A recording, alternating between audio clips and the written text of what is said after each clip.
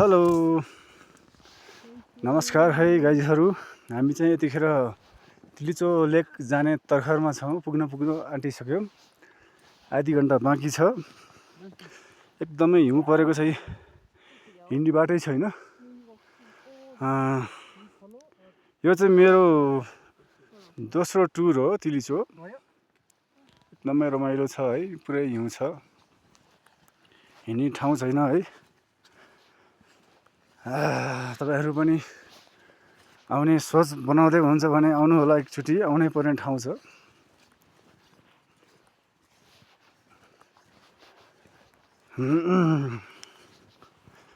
पुरै हिउँ छ है। एकदमै रमाइलो भइरहेछ। र पहिला आउँदा यस्तो थिएन नि दाइ।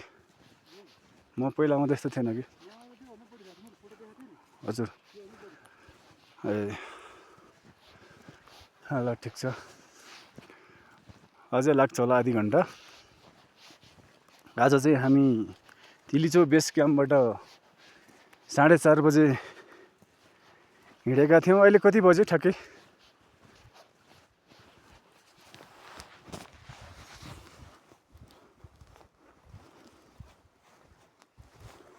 अहिले ठ्याक्कै 7:30 भएछ। 3 घन्टाको यात्रामा बल्ल बल्ल आइपुगेको छौँ। अझै लाग्छ आधी घन्टा। भनेपछि 3.5 घन्टाको यात्रा हुनेछ तिलिचो बेस क्याम्पबाट।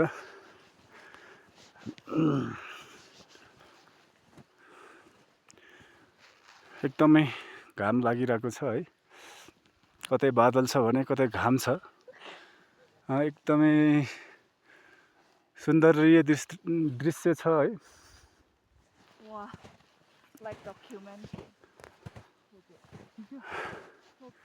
सुन्दरीय नगरीय मनाङमा तपाईहरुलाई मेरो भ्लगमा एकदमै स्वागत छ।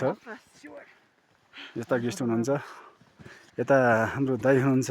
मगर दाइ हो। मगर दाइ। म चाहिँ बाहुन परे। झ्याप्पै आए मगर दाइ।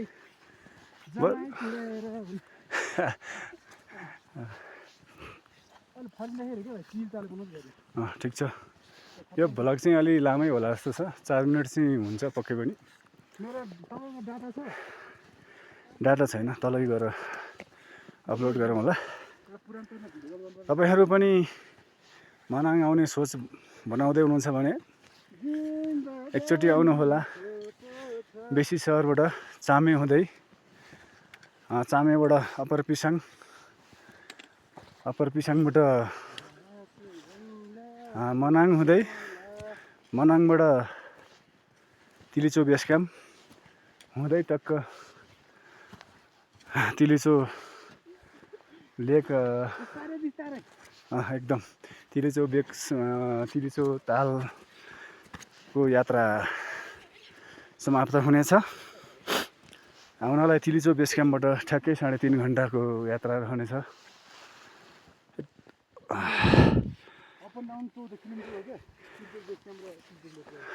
हजुर 7 किलोमिटर आउन र 7 किलोमिटर जान गरेर 14 किलोमिटर तिलिचो बेस क्याम्पबाट छ।